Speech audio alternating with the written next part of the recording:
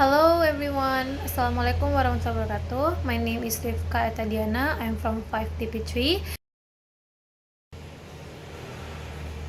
Learning objective. In this lesson, the student will learn a few important things. First, they will learn how to notice when should and shouldn't appear in the reading or listening text.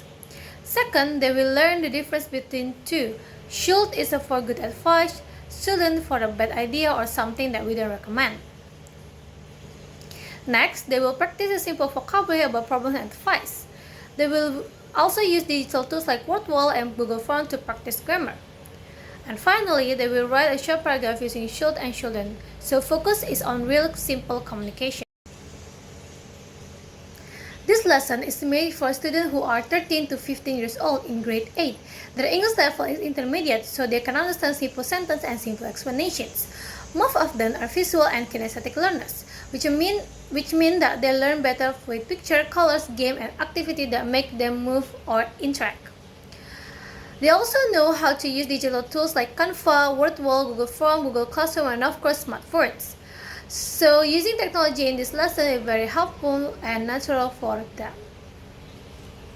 Now is the learning activity, and I will show you the media what I use, and then I will explain to you very detailed and clearly. Part of the lesson, students listen to short conversation between several people. Each person talk about their problem they are experiencing. File 6.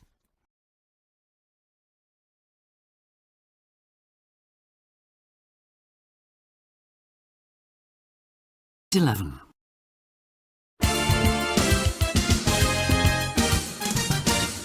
Welcome to this morning's edition of What's the Problem? Today we're talking about friends. So if you have a problem with one of your friends, call us now. And if you're listening to the programme and you think you can help with any of the problems, then just send an email to our website. Our email address is what.problem@radiotalk.com. Our first caller today is Barbara. Hello, Barbara. Hello. What's the problem? Well, I have a problem with a friend called Jonathan. That's not his real name. Well, Jonathan often goes out with me and my friends. The problem is that he's really mean. Mean? Yes. He never pays for anything.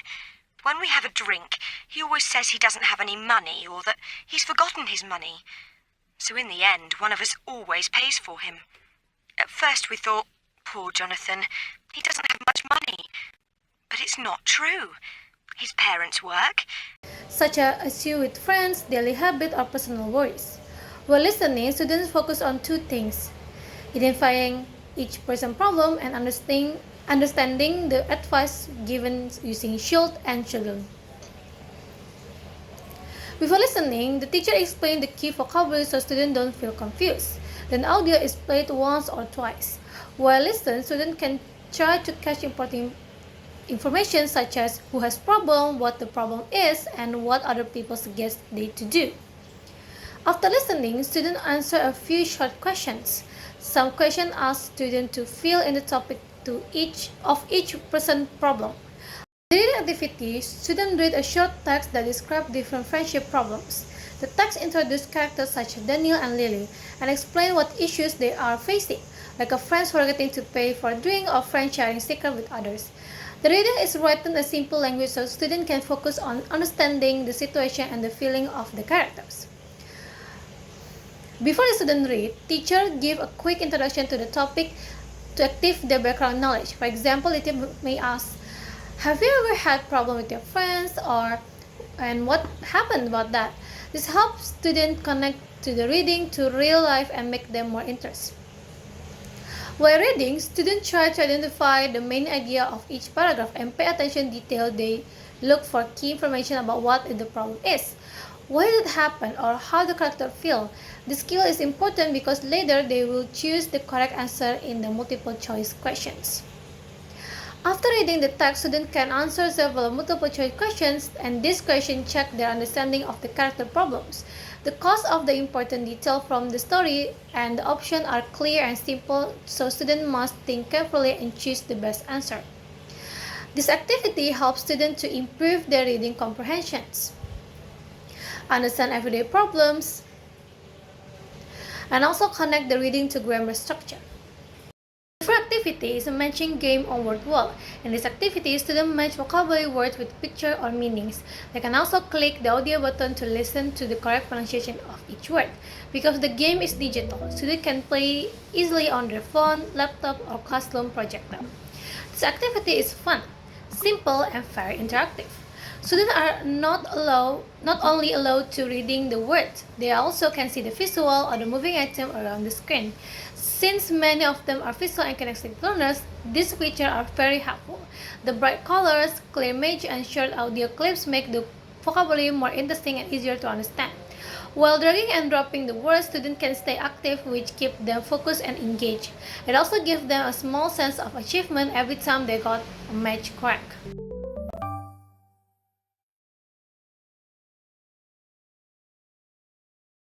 Activity, I asked students to complete their work using Google Form. We use Google Form because it's simple, fast, and easy for students to access, especially on their phone or laptops. Google Form helps students stay focused because the questions appear one by one. They can submit their answer anytime.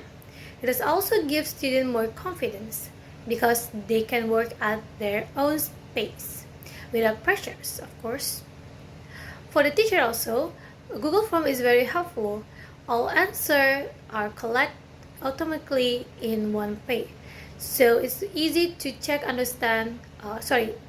student work quickly. I can also see which question students understand and which one they're difficult to find. This helped me to plan better lesson for next meeting. Another reason we use Google Form because it is more interactive. Students can type their answer, choose their multiple choice, and write short reflections. It is more organized than paper, and students don't lose their work, of course.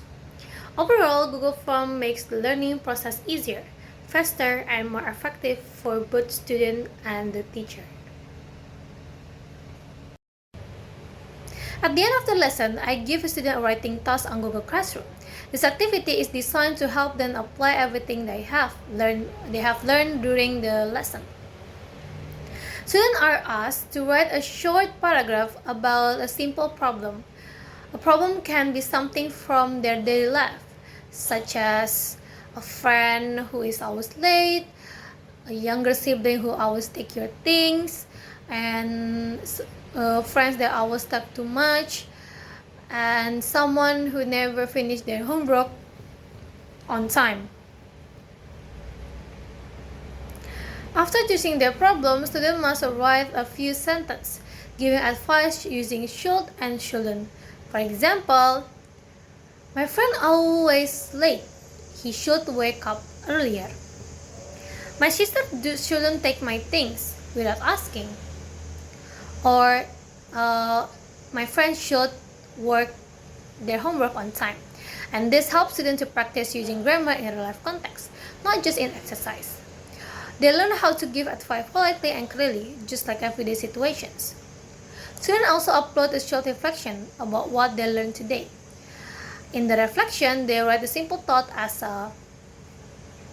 what was easy or difficult, what needs to improve, what the new vocabulary that they learned today, or what activity they enjoy. This reflection is important because it helps students think about their own learning process. It encourages them to be aware of their strengths and weakness. It has also gives the teacher useful information about which part of the lesson need more explanation or practice. And by combining writing and reflection, the final task helps students review the lesson, practice the grammar again, and also develop a good study.